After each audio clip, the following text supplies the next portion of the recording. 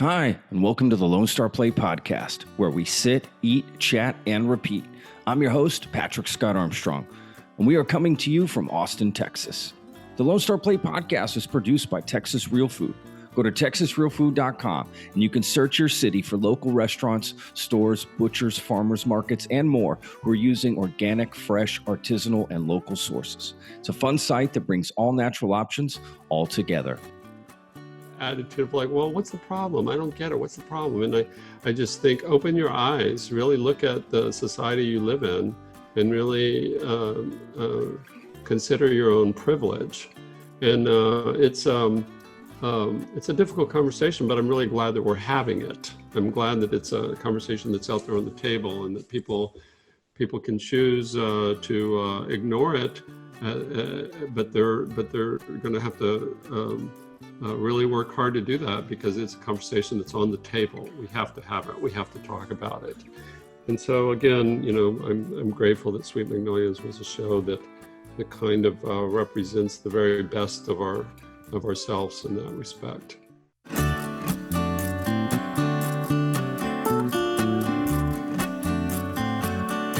Brian, thank you for joining me for another great episode. My guest today is Norman Buckley. You can check out his website, normanbuckley.com. He has a new show on Netflix. It's called Sweet Magnolias. It's based off of a novel, and it's a fantastic show. 10 episodes, first season's out. They're waiting to get renewed. They were definitely in the top 10 when it came out in May, mid-May. They were in the top 10 of Netflix, you know, whatever that thing is they got now on Netflix where you could see whatever. So it's a really popular show. It's an amazing show. And yeah, Norman directed 6 of the 10 episodes, and he's also a co-executive producer on the show. So we got him on. We talked about the show. We talked about some of his previous work and how he got into the business that led him to do that. And, you know, he's from Texas. So we talked about a little bit about Texas and how he misses it. And it's a really great conversation. Norman's an amazing guy. So, yeah, you know, he worked on shows like, look, he edited the pilot for Chuck. Remember that show? The pilot's the best thing ever. Won an award for that, too, by the way. He also worked on Gossip Girl, you know, The OC, which is where he got to start directing. But he'll tell you more about that. But, you know, a lot of different shows. Pretty Little Liars. I could go on. Sit back, relax, enjoy the episode with my guest, Norman Buckley.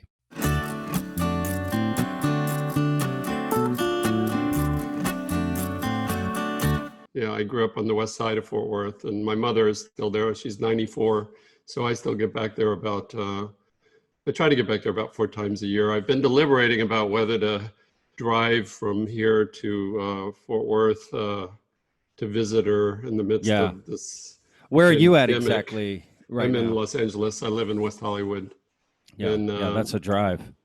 It is. It's a couple of nights on the road. So, Yeah. you know, there's part of me just wants to do it just to break up the monotony of my life at this moment. But then I also don't want to pick up something along the way and infect her, because she's very elderly.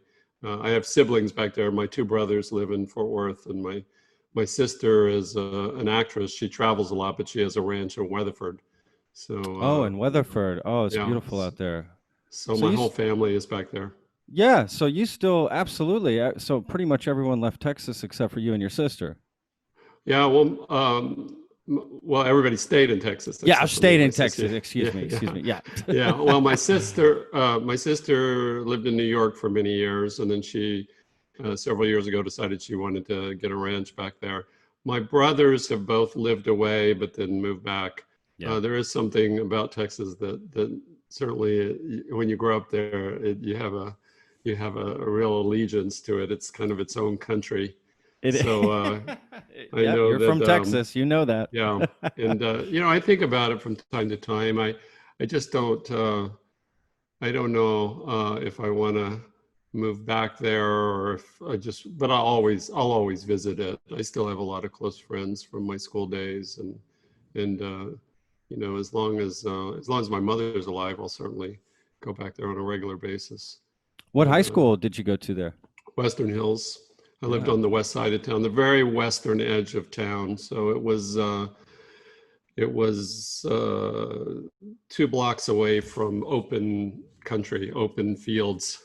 From the balcony of our house, you could just see this unobstructed horizon. I had a pretty idyllic childhood in that sense because the countryside around there was quite beautiful and pretty untarnished with strip malls and motels at that point. But now that area has grown, 4 miles within the city limits, or maybe even more than that. Yeah, between Dallas and Fort Worth and everything in between, right? It has just grown immensely, just become Yeah, this well, massive I think metroplex. of Dallas Fort Worth as one big city. I don't think Me of it too. as, yeah, it's one big metropolitan area. I try to explain that to people, but Yes. Fort Worth is a lovely town. I think it's a wonderful place to visit, and it's easy to get around, and the museums there are fantastic. And Yeah. I always enjoy going back. I usually, at some point during the year, I usually spend a week or two back there. Do you have any But, favorite restaurants in Fort Worth you like to oh go yeah, to? Or? yeah. My family, we go to Joe Garcia's. Yeah. That's been a part of my life since I was, a young kid, and we tend to go back there every single time I go to visit. We always spend our Christmas Eves at a restaurant called La Piazza, which just recently closed. I was disappointed to hear it Oh because man. we had I think they just got tired of running a restaurant. It's a family-run restaurant, and they Got it. decided that they just were ready to hang it up. But that was our Christmas Eve tradition for many years over the last 10 or 15 years. And various other places. I'm trying to think. This is a food show, so I should have probably given it No, some thought please. before. We talk about everything, but it Yeah, somehow food always is a part of a conversation for some reason, because I don't know, right, just it's so important to all of us. right. Well, You we know, tend to yeah. always go back to the same places. For many years, we would have our Christmas Eve lunch at the restaurant at Neiman Marcus. That was just something that That's my family always interesting. did, and then we do Yeah. our remaining Christmas shopping after we had lunch. My family is very tradition bound. We do fall Yeah. into certain traditions. But what I miss most about Texas is good Mexican food and good chicken fried steak. I don't Pwah. think that Yeah. you can't find that out here in What about the barbecue? Mexican, well, barbecue too, but Mexican food out here in California is quite different than it is in Texas. And Yeah. so is the chicken fried steak, if you can even find it out Yeah. here. So You know, I run into a that's lot of people funny. that don't even know what that is. That's So really, you're yeah, kidding me. Oh man, no, I wouldn't even truly, know what to yeah, do with somebody if they didn't. yeah, But I guess that makes sense. It's not everywhere, so I yeah, guess that does make sense. Yeah, yeah. when I lived in Europe, I couldn't eat Mexican food for many years, and that was horrific for me to not have a taco. Plus, I'm Mexican. My mom's from Mexico City, so Oh, is that right? yeah, I grew up literally cutting the pineapple off the pastor spit, Yeah, just right yeah, out of the womb, making tacos. Yeah, yeah. so that was difficult for sure. So I know how you feel, just sort of being on an island Right. away from it. Yeah, for Well, sure. when I lived in New York, there was not any good Mexican food restaurants. This was back in the early 80s. Yeah, And then one opened up in this small storefront on the Upper West Side. And that was a big thing when there was finally one Mexican food restaurant that was decent. that's how But you it's do it, hard. right? Well, it's hard when you grow up around that, and it's a staple part of your diet. The other Sure. restaurant I really like in Fort Worth is the original Mexican food on Campoy Boulevard. That one has been there since the either the 1920s or the 1930s, and Oh wow. Franklin Roosevelt ate there. So there's a couple of good Mexican food restaurants in Fort Worth Yeah. that we frequent. Yeah. Joe Garcia's is over on the north side, so if we don't Yeah. feel like driving all the way over there, then we usually go to the original. Absolutely. Yeah, Joe T's, that's like absolute that's a staple there for sure. Yeah. Fort Worth has a lot of places like that are just sort Mm, of, been there for just a long time. Tradition. mm. It's part of Texas, to be honest with you. Yeah. Yeah, You know, it's a very tradition bound society without a doubt. So even if you're a liberal, you're still kind of conservative. That's been my it's weird. experience. I know. I know. Yeah. That's me People right have there. their, yeah, people have their uh, I mean, it's conventional. It's Yeah. convention. There's a convention to the way that people live their lives in Texas, and I feel Texan at heart, even though I haven't lived in Texas since the '70s. But um, I still feel very much like it's part of who I am. It's part of the way I grew up. It informs my imagination, and I think a lot about my childhood and about the just the Texas imagery, so Sure. to speak. Sure. Yeah, especially where you grew up there in Fort Worth, not anywhere near developed as it is now. And yeah, absolutely. Well, are What you were a you? fan of Terrence Malick? Do you like his Yes, films? absolutely. The film Tree of Life really captured the experience of my childhood. That was very much what my childhood was like. I had a group of friends, and we would run and play in the fields like they did in that movie. And Wow. the town reminded me very much of my neighborhood and my grandmother's neighborhood.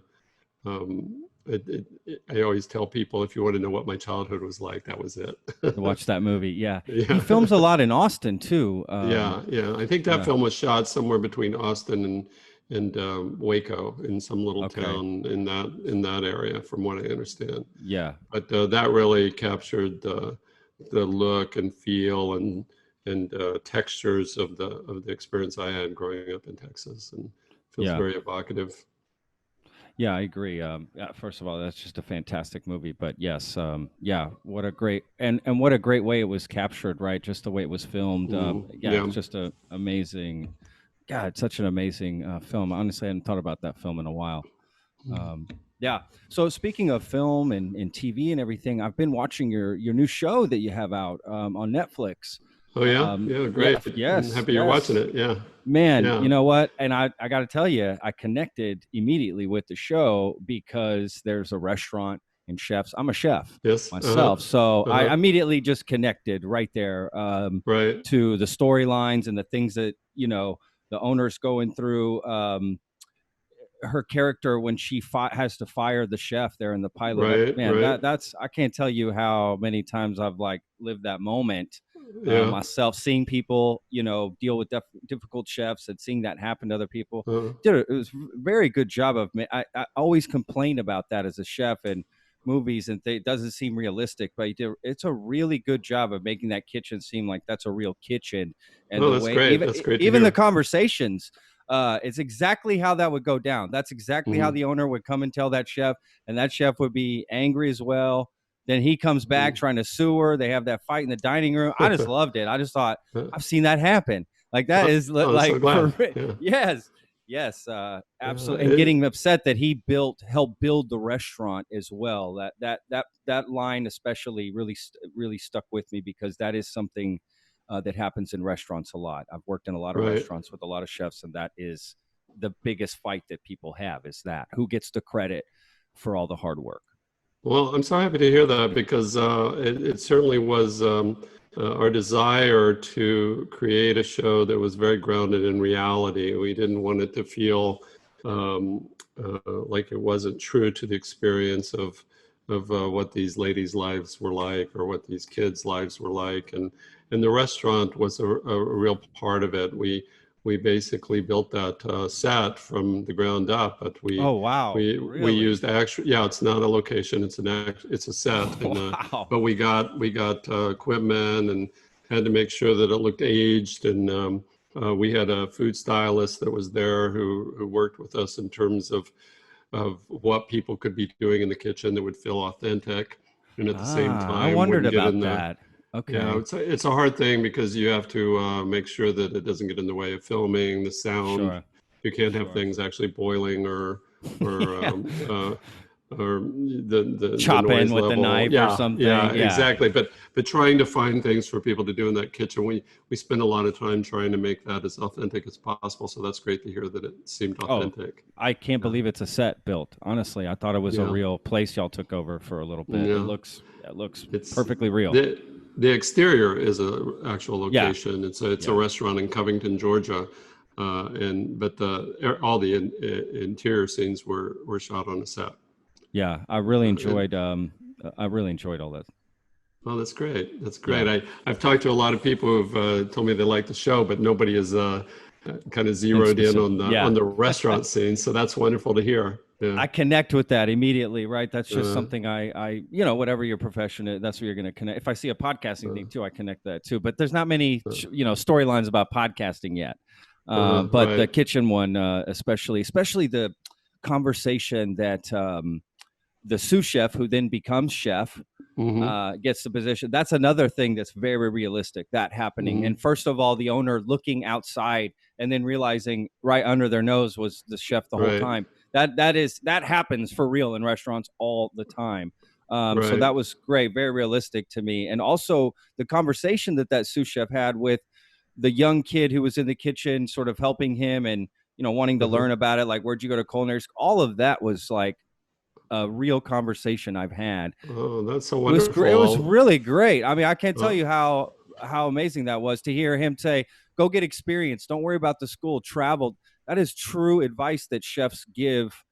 Other line cooks in the kitchen. I've given it mhm. myself. I never went to culinary school. My thing was to travel to Europe, travel to Mexico, travel around and learn the trade and do it that way. So yeah, that was. I just can't tell you how amazing that was, and Oh, thank well, you that's from a, the that's a from the real industry. that's a real tribute to our writers too. The show our showrunner is a woman named Cheryl Anderson, and then Yeah, the writer of that particular episode is the co-executive producer Shelley Mills. And I think that the verisimilitude that they were really seeking comes through then, and I'm glad about that. I think that my job always depends on the quality of the writing, and I feel that the writers on this show really captured a world and captured the specifics of the world in such a way that it does really evoke something for a lot of people. Clearly, the show has been enormously successful. yes. Quite a little bit. I wouldn't just say quite a surprise, but a little bit of a surprise. We certainly thought the show would find its audience and would grow. We had no idea it would come out of the gate and pop up to the top of Netflix almost immediately, which is what it did. It was in the top 10 for the first 3 weeks of its run, Wow, which was thrilling. it's But amazing. I think the people, particularly in this period of time, are looking for something that reminds them of the value of community and the value of being with people. Certainly, it's why we like to go to restaurants. That feeling of being in a social environment. I worked in restaurants years and years ago. When I was a young man, I was a waiter, and Oh, right on.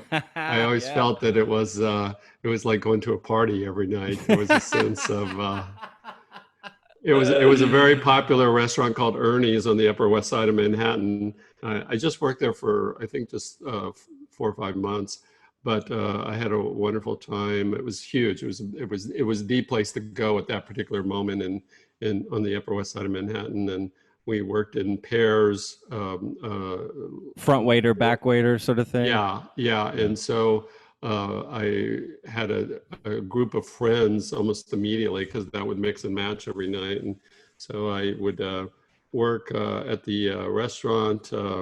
I'd sleep till noon. I'd get up. I'd go over to the restaurant and eat before the shift. And then I'd work from Yeah. 5 until 2 in the morning sometimes, and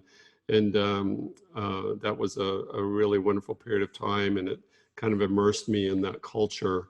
I've never returned to that, but I always was happy that I had that experience and know what that's like, and thought about that as we were shooting the show. Just thought about the camaraderie that goes on in the kitchen. Yeah. I used That's I used true. to I used to grab things off of people's plates though and eat because I was just so hungry all the time because I was just burning so many Everybody's done it. calories. We've Yeah, all done so. it. Yeah, I remember one night I picked a piece of cake up off we had some type of chocolate cake that was in really thin slices, and I just picked a whole piece of it up and popped it in my mouth and turned around and was looking right into the face of my manager, and I thought, oh gosh, what's going to happen now? And she was just like, you better swallow that before you go out to the table, So it was a great period of time. I'm still in touch with a lot of the people I was waiters with. And, Really? Wow. Yeah. In fact, there's another TV director in town, and he and I were working together on a project, and we were chatting. And I said something, I can't remember what I said, but all of a sudden he was like, Norman, we worked together. We were waiters together at Ernie's back in 1983. And I was like, is that possible? And he said, yeah. And suddenly I remembered him, but this was 30 years later. So I wasn't looking at him thinking in terms of what our prior connection had been. I just didn't even recognize him because we were both middle-aged men by this point. But it was pretty funny. But I'm still in touch with a lot of those guys that guys and ladies that I waited tables with, because on any given shift there were 30 of us because it was such a big restaurant. Was it multiple levels?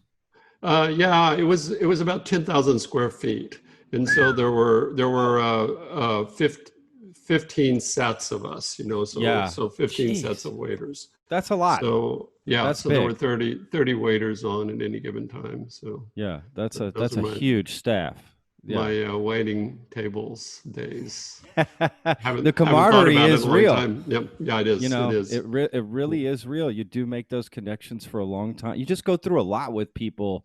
It's not your normal everyday job. No, so I waited tables for a long time too, before I stepped in the kitchen. Even waited tables in Europe. I did the same thing. I did both. And it's different too. I honestly enjoyed waiting tables more in Europe, but I enjoyed the money more in the States. Right.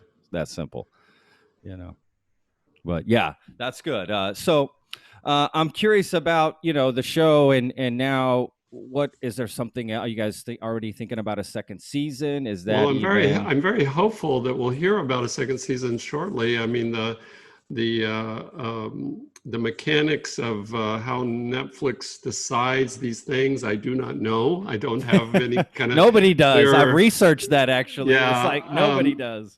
I don't have a clear idea of exactly what their benchmarks are. I feel since the show did so well right out of the gate, I feel hopeful that we'll get a second season. I certainly think we're ready with stories to tell if that happens, and it's my hope that we get their answer on that fairly quickly. When we get to go back to work, I don't know, because of the way things are right now. It's hard to know how we can shoot a show safely as long as this virus is still a major issue, and it is still a major issue, even though I feel like people are acting like it's gone away. It hasn't.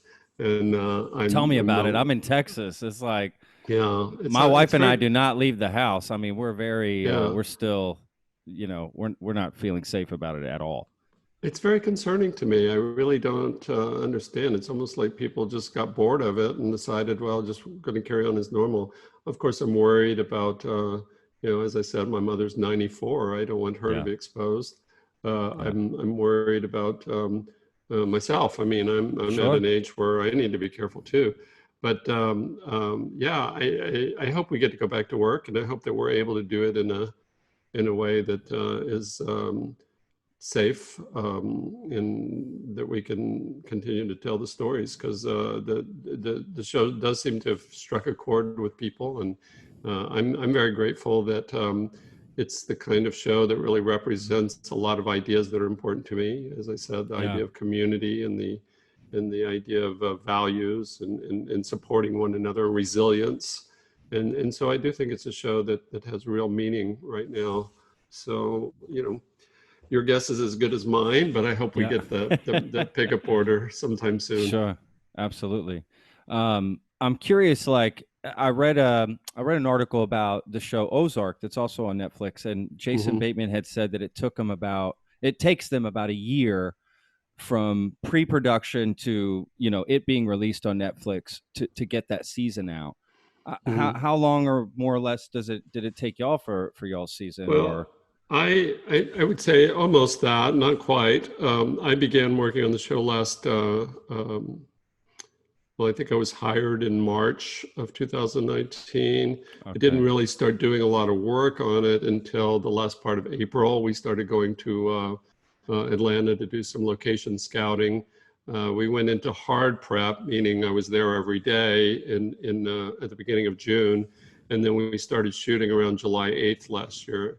And then we shot until the end of October.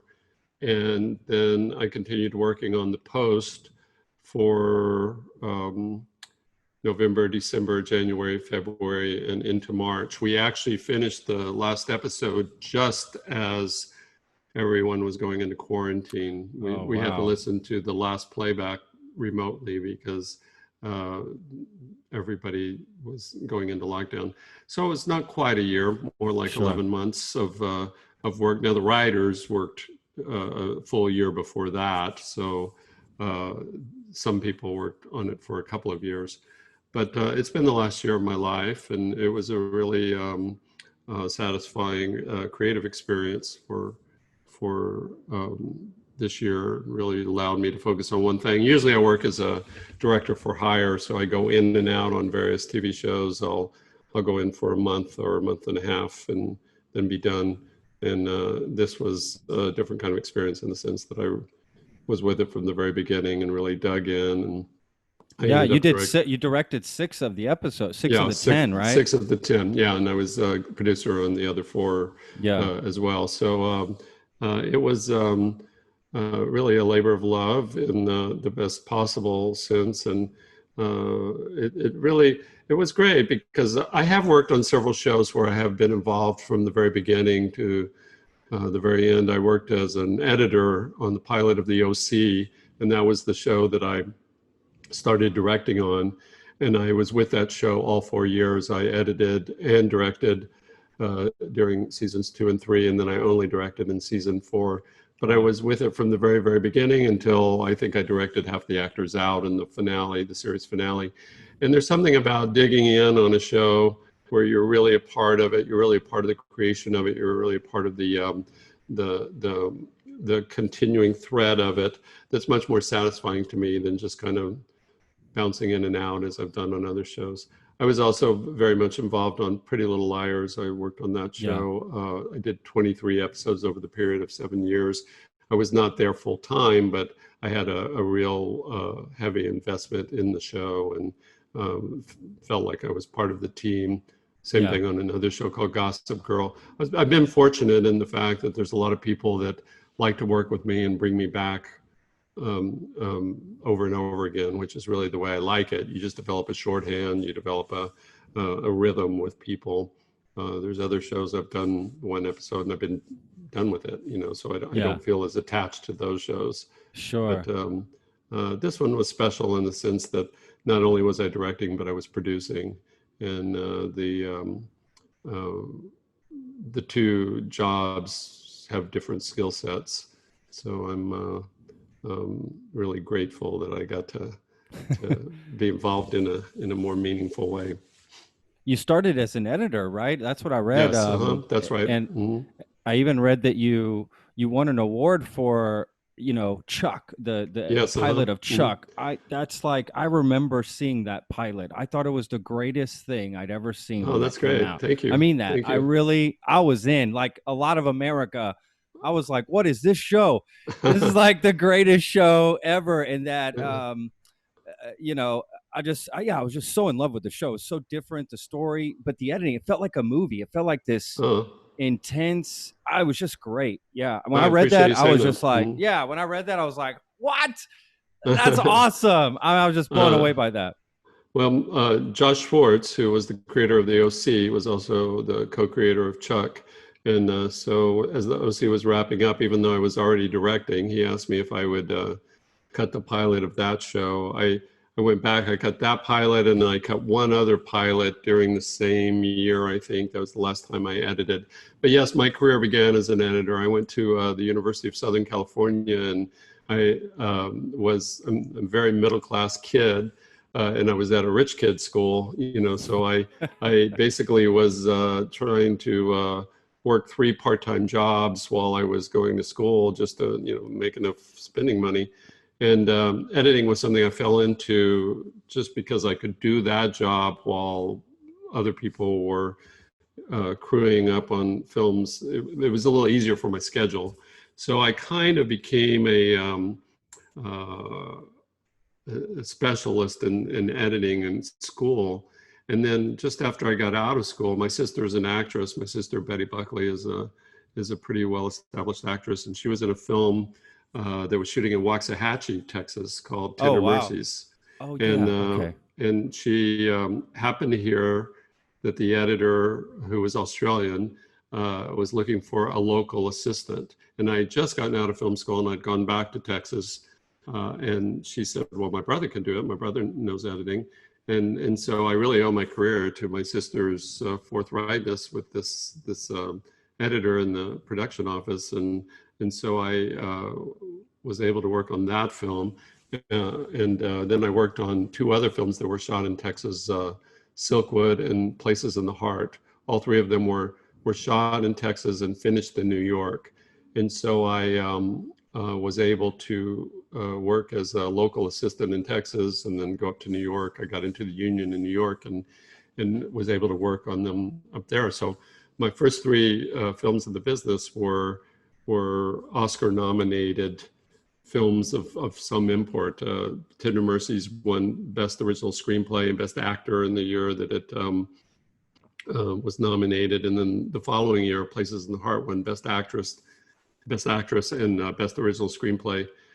And then Silkwood was nominated for several Oscars as well. So I thought my whole career was just going to be one Oscar-nominated film after another. That didn't really work out that way. I kind of then went a whole different road down through a lot of independent films, and then I started working in television around the year 2000. I started editing pilots for Warner Brothers, and I edited I think 5 pilots for Warner Brothers that all went to series. And so my stock at Warner Brothers was pretty high in terms of what my skill set would bring to the process. And so they wanted me to do the pilot of the OC, and that was when I said, well, if I'm gonna work this hard as an editor, then I want to start directing, and that's how that happened. So I had a very successful editing career. I think the editors are really the unsung heroes of so many of the projects, both film and television. They don't get enough credit as far as I'm concerned, which is one of the reasons I moved into directing. It's just because I wanted more credit for my hard work. But I was very fortunate, and I really owe my directing career to Josh Schwartz and Stephanie Savage. They were the ones that gave me the opportunity. And McGee, who was an executive producer on the OC. I feel really grateful to those guys for taking a chance on me, because my directing career then took off at that point, and it's what I've been doing ever since. But the editing is a great background for directing. You really understand what you need and why you need it. And I'm a very efficient director because I know how I'm constructing a scene, and I don't shoot a lot of things that I don't need. So it was a great training. About that. Yeah. Yeah. So like coverage, training. you mean? You don't you just don't want a bunch of stuff. You just want to keep Well, I'm very clear about what I need. I certainly give myself enough coverage so that I have options. I don't want to be in a situation where I don't have a way to solve a problem. And so I'm always giving myself enough coverage to expand or contract as I need to. But I know the way that I want to build the scene. I have a very clear visual style and a very clear visual sense of the story I'm telling. I always say that a well-directed television show or a well-directed movie is one, if you can turn down the sound and watch the picture and still understand the emotional line of the story, not necessarily the plot, not necessarily the expository information, but if you can understand the emotional line of the story, who's mad at whom, who's connected to whom, who's suspicious of whom. If you can really understand that story, then it's well directed in terms of the way it's blocked, in terms of the way it's shot, in terms of the size of the image that you use for telling the story. A lot of directors, I think, go too quickly into close-ups. They just get right into clavicle close-ups, and then you have nowhere to go once you're there, and everything has equal inflection. So in the shows that I do, I try to really use the frame to help tell the story as much as the coverage. And so I'm very selective about where I go into major close-ups. I don't want to use up that particular opportunity to bring the audience in closer to a character at a particular emotional moment. And so that, I think, is what's different about my shows versus maybe some others. You'll notice on, for instance, Sweet Magnolias, there's a lot of wider shots. There's a lot of medium shots. Yeah. Rarely get into close shots unless it's really an important emotional beat. And that's a way of telling the story visually, so that if you were to turn down the sound on Sweet Magnolias, you would still really understand the story. You would still really understand what's going on. You really understand people's positioning to one another, what's happening, where they're divided, where they're connected. And I really give a lot of thought to that, because the director's job is to tell the story visually and to support the actors in the execution of that. So that's kind of when people ask me, do you have a style? I say, well, the only style I have is I try to tell stories best I can from a visual point of view. And I don't get into close-ups for things that I don't think are important. And the result of that is that I think in a show like Sweet Magnolias, you really have a sense of the world. You really have a sense of the place. As you said, you have a sense of the restaurant. You have a sense of the ball field. You have a sense of the homes that they live in. There's much more of a contextualizing of the environment that these people live in. In a lot of shows, you see people just get right into close-ups, and that's it. And you don't even know what the geography is half the time. And that's a good point. I never thought if I were to talk about anything along the lines of style, it's not style for style's sake. It's style to really make you feel something more. I always am looking for, well, what's going to make the audience feel something. Does that help the actors, you think, the way your style of it, like, keeping those medium shots? I don't really talk to the actors about that, and I think that they shouldn't be thinking about that. All they should be doing is existing in the space with the other actor, having as an authentic an experience as possible. And the advantage to my editorial background is that I'm not just covering everything over and over and over and over again, tiring them out. I think that most actors get very tired if they feel like they're doing the same scene over and over again without any clear indication of why. So for instance, if I don't need a close shot, I don't shoot it. I will keep things in more medium shots, particularly if it's just expository information, if it's just information about, why somebody has to go someplace or other, but when people are talking about their feelings, then I'll get in closer and tighter. And I'll often tell actors, don't save your emotional performance for when I go in a little tighter, because that's where I'm going to be. So that my editing background helps me in that regard. But ideally, I try not to bother the actors with what I'm doing technically. I don't want them to be thinking about that. I don't want the actor to be thinking about how they're being shot. Sure. And oftentimes if actors ask me that, I'm happy to share that information with them. But I always remind them, your job is not to worry about how I'm shooting this. Your job is to just be as completely as you can with the other actor in a real space, feeling it's hard. Actors have a very hard job. What they're doing is tough because they're basically performing, and yet what we want of a really good actor is that we don't want them performing. We want them to be lacking self-consciousness. It's always hard when I get an actor who I can tell is feeling very self-conscious. If I feel the actor watching themselves, then I try to remind them to leave that to me. Trust me to watch you. and I will tell you if I feel like I need something different. But I don't want an actor to be thinking about that. I just want an actor to be listening to the other actor, or existing in the scene as though none of us were around them and watching them, if that makes sense. It totally makes sense. It's very much like a kitchen works. You know, you worry about your station. I got my station. It's all going to come together and work beautifully. But you can't run over here and do what I'm doing, and I can't run over there and do what you're doing. And you know, you get that in dish at the end. Yeah. Yeah, So and yeah, I would never have thought of that comparison, but yeah, that makes a lot of sense. Yeah. yeah. It's. I mean, it just that's exactly how you were describing it is how a kitchen runs. It's just sort Yeah. of you stay in your compartment. You know, you exist in your Mm, space and do yours, and it'll all work together if we all do it right. Yeah. mm. God, that's amazing. Gosh, I had a question too, and I just forgot it, Norman. I was so interested in what you were saying. Oh, what was it It's all about? right. No, I was so into what you were just talking about. I can't remember. I don't know.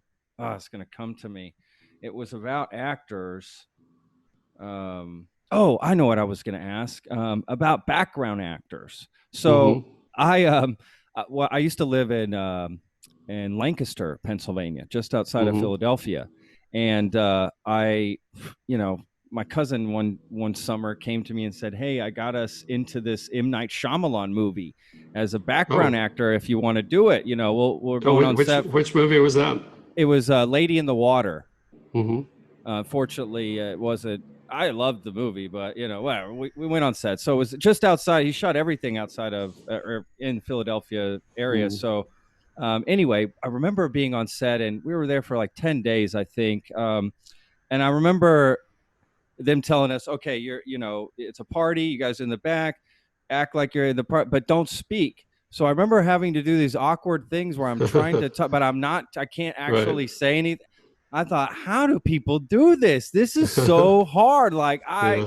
woo. I mean, is Yeah. it difficult dealing with background or what they call Well, them was background artists? I remember a background yeah. actor telling me that. We're A director, just because of SAG regulations, a director is really not allowed to speak to background and give direction to background. The and they ADs do didn't. that. Yeah, that's what it was. Yeah. It was somebody else. The Yeah, the exactly. ADs do that because the minute that a director gives direction to anyone, then that person can upgrade themselves to a day player, and there's a significant Ah. amount of money. So it's kind of hard sometimes because I basically tell the ADs what I'm looking for. Like I'll tell the ADs. The ADs will set the background. They'll figure out something that makes sense for the frame, and then they'll set the background in such a way. And then I look at that and say, you know, let's not have that person make that cross there, or let's have this person come over here and pretend they're talking, or don't have them walking this way, have them walking counter, you know, things like that. I'll give those instructions to the AD. But I've been on set a lot of times where background artists Yeah. will throw themselves in front of me and ask me, do you want me to go this way or that way? And I have to just basically ignore them, which is always very hard because Sure. you don't want to be impolite to someone. But Yeah. the minute that I say I want you to go this way, then that person can file for an upgrade. It's foolish if they do so because I think that, you know, the chances are they won't be invited back to do the work again, but they can. And Yeah. so I have to be very, very careful. Actually, the rules are different in each city. The rules are different in New York than they are in Los Angeles, and I can never remember which is which, and I can never remember what I'm supposed to do and what I'm not supposed to do. So I just make it a policy never to talk to Yeah. background artists, which is weird. We had a group of actors you probably saw on the show. We had a group of actors in the kitchen.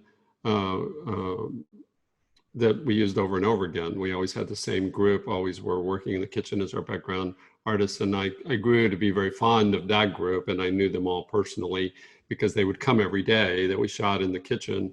And that was a little easier because, you know, you build a relationship outside of the actual direction. But Sure. I would have to refer them back to the AD when they would want to know, should I go here or there? I'd be like, well, talk to the AD and he'll help you out. Um, And that was a great group too, because a lot of them had worked in restaurants and a lot of them had real experience, and they were very helpful in terms of figuring out Yeah. some of that background work.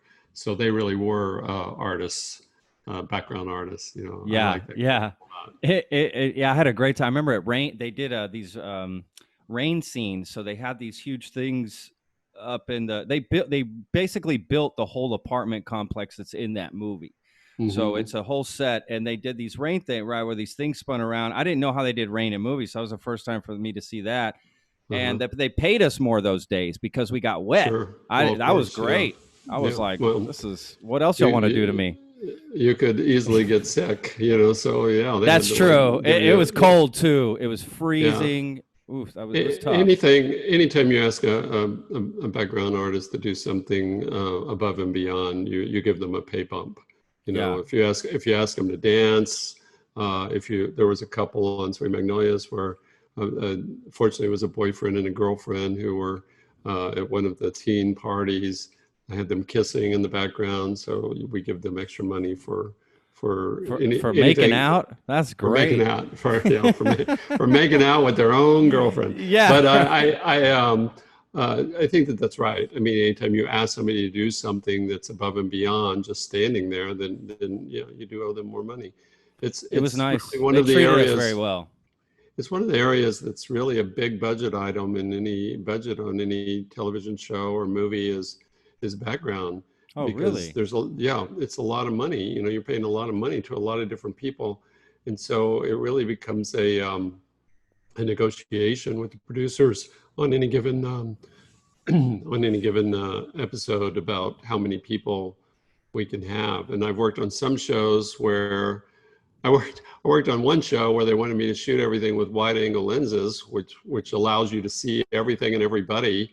And then they were also giving me a hard time about the number of background I had. They said, just the party just doesn't look full. And I said, well, if you let me shoot it on long lenses, that wouldn't be a problem. But Yeah, you want me to shoot it on wide angle lenses. And so it's hard. It's harder because I can see everybody, and you can actually count the number of people in the room. And so it's a negotiation on any given show, like how many background. There's always that discussion. The AD generally goes through and makes a list of, okay, in the restaurant we want, you know, 40 people, or you know, we had uh, we were very specific in all of the scenes in Sweet Magnolias, talking about, okay, is this early in the morning before the lunch crowd has started? Is this oh, the middle of the interesting. afternoon when it's the late lunch crowd before Yeah, dinner? Is this before dinner? The waiters are just setting tables. And sometimes those decisions would be made on what where we just needed to save some numbers, you know. So sure. let's just pretend this is before the day has started. Let's say that this one is the late lunch crowd, so there's only 5 or 6 people at tables. Yeah, that's Then smart other though. That's scenes, just smart. well, and then That's all other that scenes is. would be the blue plate special crowd, you know, Yeah, and then there'd be Sunday brunch where the yeah. dining room would be full, you know. So we really tried to be very conscious and think about the restaurant not just as a space where it was always full or always empty, but something that, you know, kind of fluctuated in terms of the numbers. And if you watch the show with an eye to that, you'll see that we did that. There are lots of places where, you know, it'd be a light crowd or a medium crowd, and all of those decisions were very specific. Yeah, I didn't realize. I just didn't realize. I mean, I knew it's a big part of the movies, but I didn't realize the budget was so big. I didn't realize that much thought went into it. But it actually Well, does when you're trying make a to lot of cut the sense. budget, when you're trying to Yeah. cut the budget, that's one of the first places you look is, you know, Oh, really? do we Yeah. really need 200 people? Can we get away with 100 people? Sure. Oh, If I I see. shoot it on longer lenses, could we even get away with 50 people? You know, there's things you have to think about. You want it to feel real. As I Yeah. said, you want verisimilitude, but you don't want to waste your money on something that at the end of the day is not going to make a huge difference.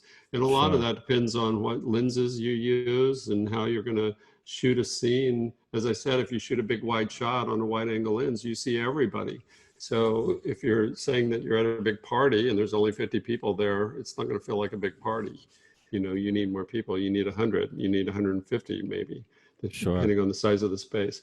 I used to shoot a lot of party scenes on Gossip Girl, and that was always an issue, trying to figure out how big the party needed to be and what we could get away with. And there were days where I would have there was one episode where the party went on for a couple of acts of the show, over the space of a couple of commercial breaks.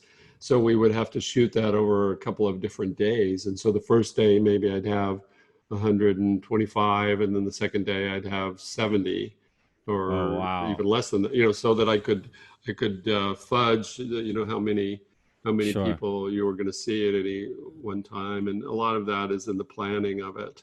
And a lot of directors, quite frankly, need to learn to do that better. I've learned, from now that I'm on the producing side of things. Sure. Oftentimes directors don't really think about the way that they're shooting it in such a way to maximize that. So that makes sense. That's well, one of now the you're things wearing I'm a lot of always trying to hats. figure out. Yeah. Now you're wearing a lot of hats. I actually did another movie, an Indian movie. It was a Bollywood movie. And they paid us in cash as extras, and that was in Philadelphia too. They transformed the Philadelphia train station into the train station in New York City. Oh, wow. And that was a way different experience, because I just compared both of them, and one, I didn't know any of the people, I didn't understand. It was a different language as well. But I had the best time on that set. I mean, everybody was so amazing, and it was cold and snowing, but it had to be summer. So we'd put on shorts. I remember just doing like push-ups in between scenes, and I just thought, this is nuts. Like I need a jacket. And there would be all these people, fans, at least 500 to 600 people outside trying to get in to see these big famous Indian actors. Yeah, sure. And people trying to buy my pass even. It was crazy. I'd never seen anything like it, but I had the best time making those, and I just got to see behind the scenes of how a few things went, and it was just amazing. I remember one time they made me just walk in front of the camera, just past it, but I'm so close to the camera, right? I'm not in it. I didn't realize they were just using my body to something to pass through or whatever. And then the actor did his moment or whatever it was. And I remember looking at the actor thinking, what is happening? I didn't see him do anything. He just drops the bag and looks. But then when I saw the movie, you see his whole eye move and all that. Nothing I saw in the moment. Right. It was crazy. It was just a crazy, do you think about that stuff ahead of time? Like little things like that, or I don't even know. I do. I mean, I do a very careful prep. I always think about the shots I want to do and what they should mean and how I'm going to cover it. And then I prep so rigorously that by the time I walk onto the set, all of that is in my consciousness. And then I'm very much intuitively sussing out what's happening in the moment. So I will change those things that I've prepped based upon actually being in the space and actually having a conversation with the actors. But it's like the idea of rehearsal. You rehearse, and then you drop your rehearsal and you just are there in the moment doing the thing. So I try to plan such that it's just a part of my consciousness, the point of a scene, the point of a sequence, really understanding the story well enough so that if I do make changes, I'm making changes with all of that information in my head. I try to be very flexible and fluid on the set, because happy accidents will occur, or you'll have some issue with the weather that you didn't expect. You have to rethink things, or an actor doesn't necessarily want to do what you've imagined that they're going to do. So you have to negotiate that with them. I never want to make anybody feel like they're in a box and that they have to do it the way I've imagined it. I have imagined it with really good reasons, but I want to be flexible too. So yes, you plan to an nth degree, but at the same time, you've got to stay open to the moment and what's happening in the moment. Yeah, that's amazing. And that's probably where the talent is finding that right balance, and so that things are organized, because there are a lot of people, right? And you got a lot of departments, and everyone's trying to plan ahead and knowing what's happening. So yeah, I can imagine that making a change has a ripple effect, and if it's not done the right way, it can have a disastrous effect. Yeah, and probably. there are times when I just am firm and say, well, we really need to do it this way because Yeah. we're unraveling too much, you know. So I don't always just kind of throw it up in the air and let it lay wherever. Yeah. But I try to be flexible. I try to, Sure. I've learned to be just very light on my feet in terms of saying, okay, well, let's do it different now. That's Let's awesome. flip it. As opposed to shooting it this direction, let's move it all over here or do something Yeah. different. And I bet that comes, you just basically what you were saying before, that confidence of having done all that prep work and rehearsal and whatever, it gives you the Mm. confidence to, let's see what happens. Let's play Sure. with it a little Mm. bit. Yeah, I read that about Matthew McConaughey, which he's going to come on the podcast too. Oh, And I can't fun. wait. I can't wait to talk to him about that. But I read something about him too. But basically, his acting style, that same way of, I want to prepare so much that when I step out there, I can make a change. I can move Mm. around because Yeah. I know everything. I know Mm. everything back and forth about my character and what's going on. So I found that Mm. fascinating. You prep so much to sort of be, improvisational about it. I found that so Yes, yes. fascinating. You prep so much that you feel relaxed Yeah, if something isn't going the way that you want it to.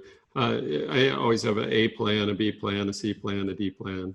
You know, I don't ever want to just come on the set with it's going to be exactly like this. sure. And happy accidents will occur. You have to be sensitive to those things that reveal themselves. And if you are too rigorous about I want it to be this way because this is the way I imagined it, then you're not allowing new energy to come in and inform that.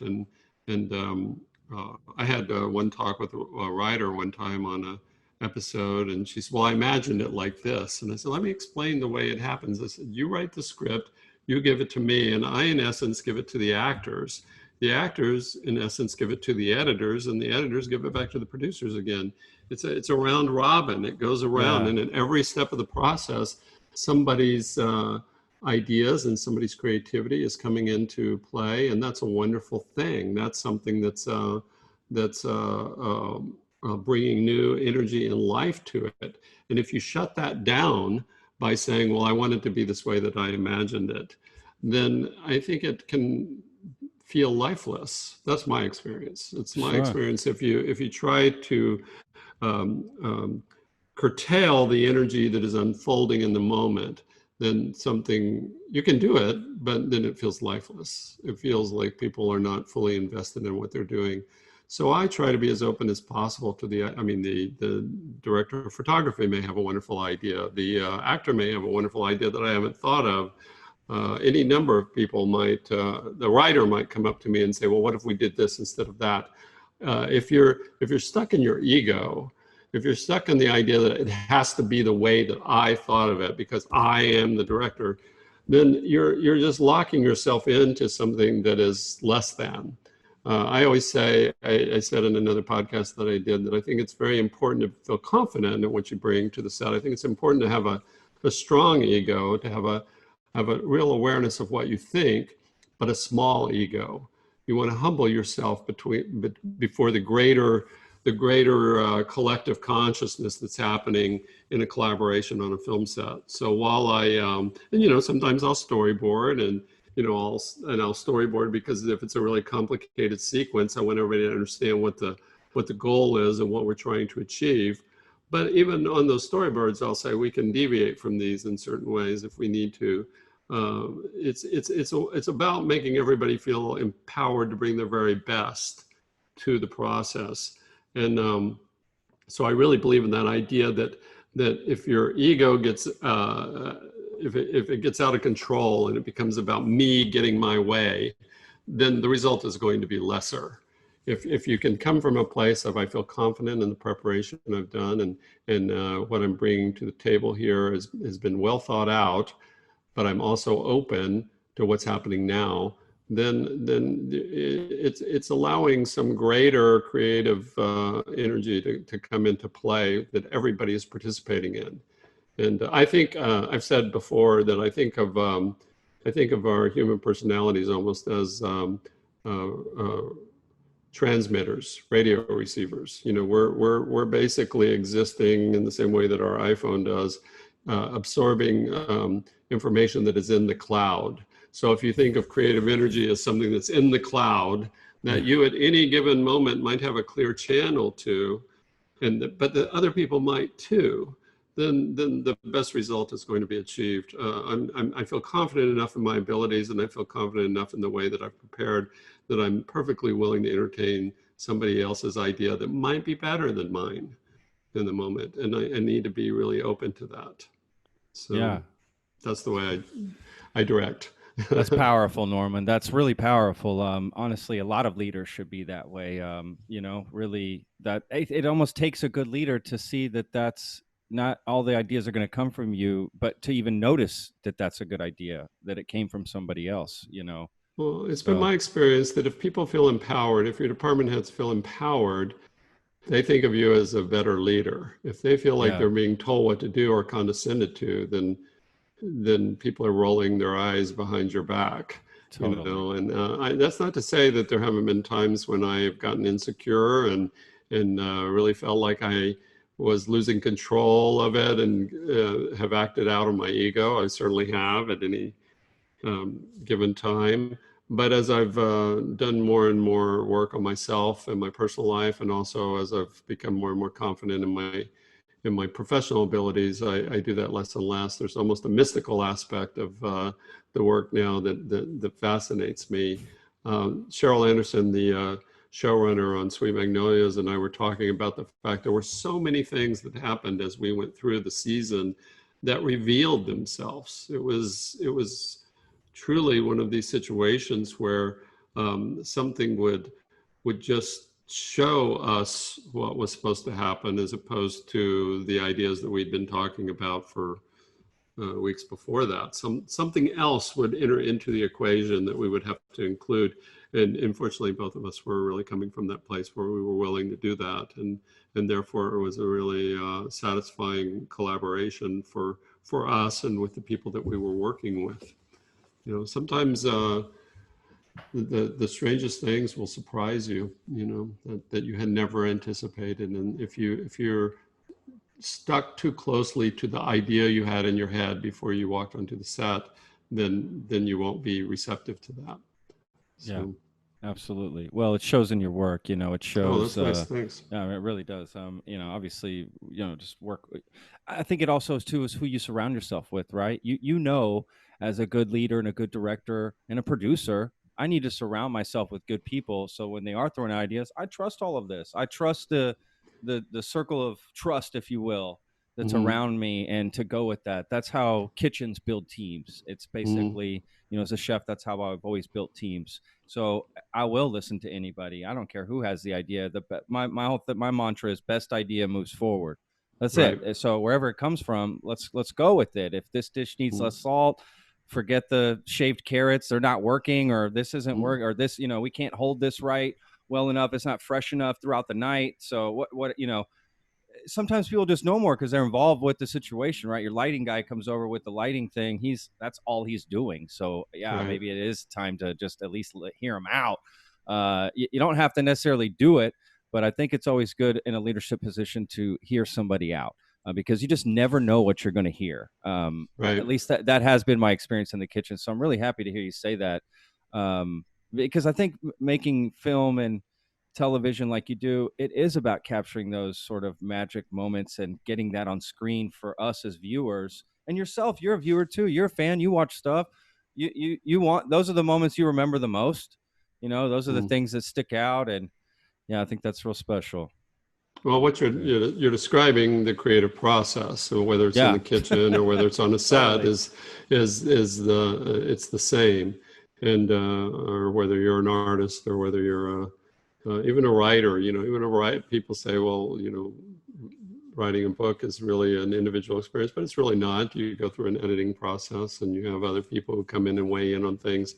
It's about being open to the idea that the creative muse occurs to all of us, and that we all need to kind of open ourselves up to be receptive to what that is, because it Yeah, changes, it evolves. It's not something that's once and forevermore like this. There's yeah. always something that changes, and we have to be open to that if we want to have a fluid experience with life.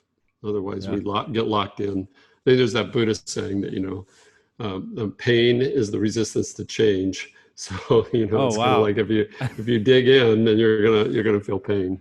So, that's a good way to put it. I'm gonna take that saying. I like that. So I'm curious, Norman. I know probably got a lot to do. I'll just as we sort of trail out here to the end of the podcast episode, I'm curious if you want to tell our listeners. I mean, I know it's tough with the pandemic and everything going on, but do you have any other projects that are coming out, or anything besides Sweet Magnolias that we should be checking out? well, right now I'm just waiting to hear about our second season. I think that the business at large is pretty much on hold. So no, there's nothing else right now. I was lucky during this pandemic that I taught a class at UCLA to a directing class by Zoom to some UCLA MFA students, and so that was very gratifying because I'm at a point in my life where I definitely want to pass on the things that I know. Certainly, there's a lot of things circling the runway if the business goes back to some type of normal working situation, but it's really anybody's guess exactly how and when that's going to happen. I know that there are some DGA guidelines that were sent around yesterday about what it's going to look like when we go back and how people are going to be safe. But I'm just hopeful that anybody who hasn't seen Sweet Magnolias will watch that, and it's the kind of show that I even think bears rewatching. And so I'm hopeful that your listeners will check it out. Absolutely. Yes, they absolutely will. And some of your back work. This is the perfect time. I know lots of people that are catching up on all kinds of, older shows. I know I am. Well, Pretty Little Liars. And I mean, the shows that have certainly meant the most to me in terms of my career, were the OC, Gossip Girl, Pretty Little Liars, Rizzoli and Isles, and The Fosters.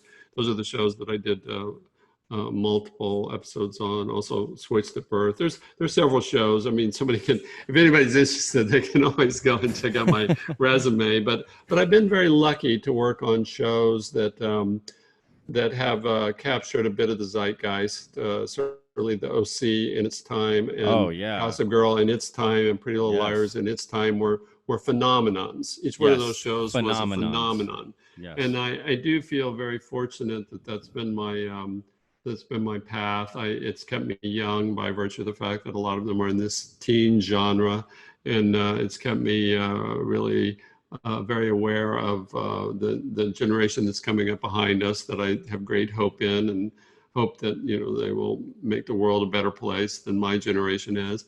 And all of those shows hold a special place in my heart. I'm very lucky that I've been able to build very deep relationships with a lot of the people that I've worked with, a lot of the casts that I've worked with. I'm still in touch with people from all of my shows. A lot of these various people that I worked with.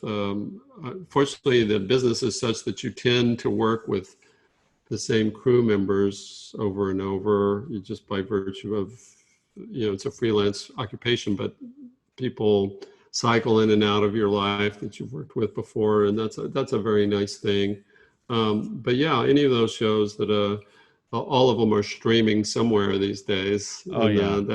That's kind of a great thing, to realize that the work I've done is going to be seen in perpetuity, and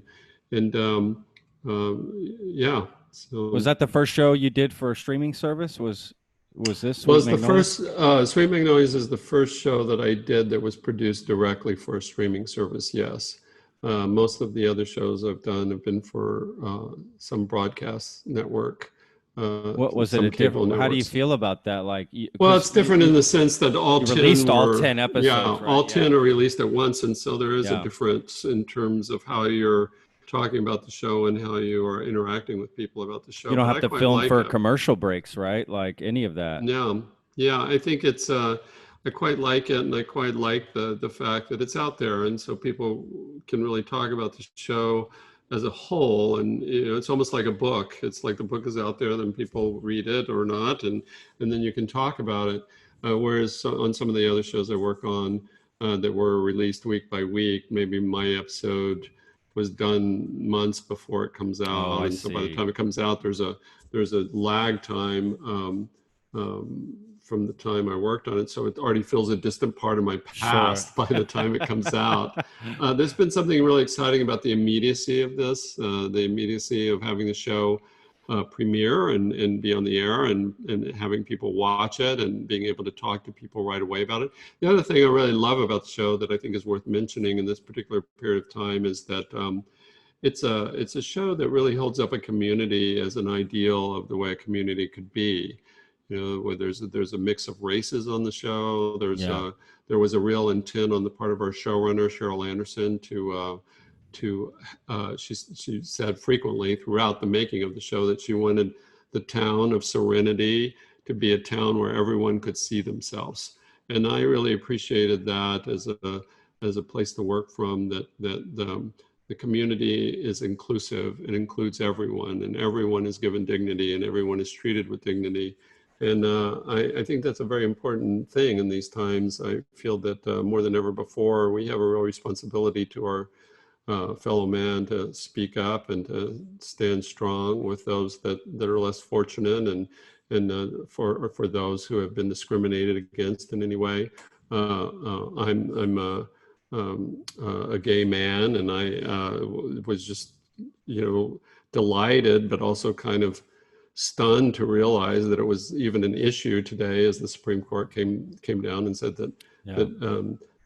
gays couldn't be discriminated against in employment. The fact that this is even still an issue here in 2020 is just kind of mind-boggling to me. I But agree. it is the case. And so I'm very grateful to work on a show that really celebrates the idea of inclusion and really celebrates the idea of community across racial lines, across sexual lines. Even one of the things that I think is so lovely about the show is that there's the pregnant mistress. Even that character is afforded full dignity. She's not treated like a villain. She's not treated like a vixen. She's treated like a fully fleshed out human being who Yeah. made a mistake, and is trying to figure out the best way to move forward with that. And those aspects of the show really speak to my worldview. It really is the way that I would like to see us move forward as a society. And I feel like we're at a point we're at a crossroads. We're at a crossroads where we're either going to be a kinder, more just world, or we're not. And I just am happy to have had the opportunity to work on something that really celebrates those values. Someone asked me recently what I would want the social media conversation to be around the show, and that's what I said. I said I want it to be about values. I want it to be about values of supporting our friends and family and community, and lifting each other up, and helping each other get up again after we've fallen down. And I do think that that's what the show is about, and so that makes me really happy to have been a part. Yeah. And right now, we need that more than ever Boy, in for this sure. country. Yeah, for sure. And I think we're going to see a lot more tumult before we get to that bright and shining place. I feel like this virus is really nature's way of saying, hey, you've got to take stock of the way you've been living. The global climate crisis is something that I don't think has gone away. The virus hasn't gone away. Racial injustice hasn't gone away. It's one of the things I think back about my time in Texas. As much as I love Texas, I also remember growing up in Fort Worth around a lot of very casual racism. And it's definitely one of the Yes. things that I'm very glad to have moved away from and developed a Sure. different perspective about. But it's really puzzling to me that, again, in this day and age, 2020, that there is still a great number of people who have the attitude of like, well, what's the problem? I don't get it. What's the problem? And I just think, open your eyes, really look at the society you live in, and really consider your own privilege. And it's a difficult conversation, but I'm really glad that we're having it. I'm glad that it's a conversation that's out there on the table, and that people can choose to ignore it, but they're going to have to really work hard to do that, because it's a conversation that's on the table. We have to have it. We have to talk about it. And so again, I'm grateful that Sweet Magnolias was a show that kind of represents the very best of ourselves in that respect. So. Yeah, absolutely. That's well put, Norman. That's like I feel like that's just a perfect place to end there. To be honest with you, All right, I don't want to great. taint anything after that. To be honest, I'll say something stupid and ruin it all. So that's the truth. So yeah, Norman. Wow, this has been the time has flown by. Honestly, it's been such Well, an I really amazing enjoyed it. conversation. Thank you. Yeah, I'm really glad to hear that. yeah, it's fun to talk to new people, and I'm grateful that you guys asked me to be on it. Ask me back again sometime if you like. So, Absolutely, of course. This was, phenomenal. I'll think of some more. I'll think of some more restaurants I like. Yeah. There you go. Yeah, not to put. Yeah, I kind of put you on the spot, so that's my fault. You didn't have a chance to make a list or anything. If somebody asked me right now, I'd be fumbling. Where do I go in Austin? I'm in Austin right now, so I'd be like, I don't even know. Whataburger, and then I'd be like, what? Speaking of Mexican food, there's that great place on South Congress there. What is that place called? The famous Mexican Veracruz, maybe? Oh, Mexican restaurant? Chewy's? Yeah. Chewy's? I don't know. I just know that there was a really great Mexican there's restaurant. El Rancho. Oh, wait, no, that's on Lamar. Yeah, there's a lot, honestly. Veracruz might be it. I live off South Congress, actually. Yeah, tons of, that. There's so many good Mexican food places here. It's ridiculous. And look, I make good Mexican food at home, so luckily I don't need to go anywhere. And my wife's Spanish. She's from Spain, so we get all kinds of great food here at the house. Where in Spain? She's from Cáceres. It's a small town in Extremadura, which is a little bit west of Madrid, near the Portuguese border. Well, I love Madrid. I would. There have been times when I've really thought about retiring to Spain, because I just think it's such a wonderful country. Right? Yes, it really is. Yes. Madrid's one of my favorite cities. It's an amazing city. I lived in we lived in Granada for a long time, which is in the south, in Andalusia. That was my favorite city to live in Spain. Was that one?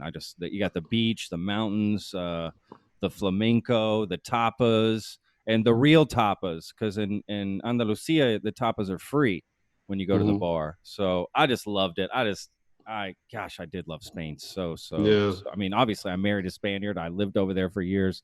I didn't want to come back. We didn't want to come back, but the job market in Spain, when we moved back in 2012. So we've been back 8 years now.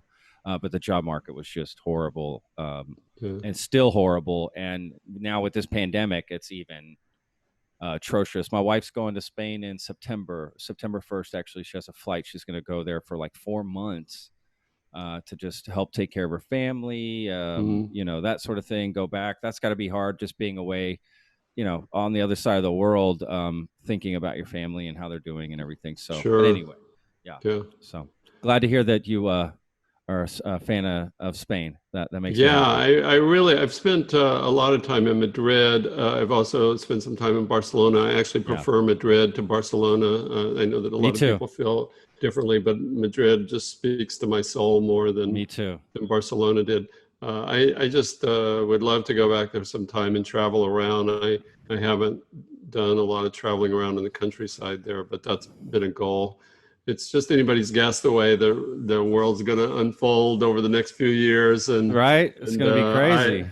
I think about also. I think I might have even said I think about moving back to Texas sometimes, but I don't know. There's so many places in the world that I haven't even been yet, so I don't know that I want to go in reverse. Well, I love that. That's awesome. Well, look, if you ever do come to Austin, look, you got my information. Great. Free to Terrific. reach out. I'd love to show you around to some cool places to eat. Yeah, I saw that we connected. I saw that we connected on Instagram, so I Yes, know how to get in touch with absolutely. you. And then, yeah. Yep. Saw And that you're I'll already just, cooking outside. I saw some yeah, spreads. yeah. How about it? I'll just throw that out there too for anybody who's listening. I'm on Twitter and on Instagram at Norbuck, Norbuck, Yes. because that's the way a lot of people can find out about what I'm up to. Yes, So, absolutely. Great, great, great. Yeah, definitely. On your Instagram is a great account to follow. The Frederick Douglass thing. Not to. I know we're leaving, but the Frederick Douglass thing you put up, I actually threw that in my stories too. That was a very oh, powerful great, good. message. It was just Yeah, such a powerful message, and I had forgotten that. I'd read that before, but gosh, what a powerful message that was. So thanks for yeah. putting that up. He's a person that really he speaks what he says is as timely today as it was Totally. 150 years ago, and Yep. it's kind of like, wow, we have got to get it together. Yeah. We move so slowly forward, but we have to move forward, and yeah, he's a hero of mine. So Oh, definitely. that's awesome. Yeah, that's Right. amazing. Well, again, Norman, thank you so much. I'll let you get Thank back to your you. day and Yeah. enjoy the beautiful weather and be safe Yeah. out there. Take care. All right. I really hope you enjoyed that podcast as much as I did. If you have any questions for me, please feel free to email the podcast at patrick@texasrealfood.com. And don't forget, you can check us out on Apple Podcasts, Spotify, Stitcher, all the different places you can get podcasts. You'll find us on there. Or you can just go to our website, go to thelone-star-plate.com. And you can check us out on YouTube if you want to watch it. We video these now, on a little webcam here, and go to the Texas Real Food YouTube channel and you can find it there. Make sure to follow Texas Real Food as well on Instagram and Facebook. Subscribe. And if you are so inclined, please leave us a review anywhere you can. Follow us on Spotify or leave a review on Apple Podcast. That would really help us out. Thanks again for listening. Really do appreciate it. Without you guys, what's the point of doing this? So if you have any suggestions on how we can make the show better, please let us know. Thanks again. Be safe out there. Wash your hands.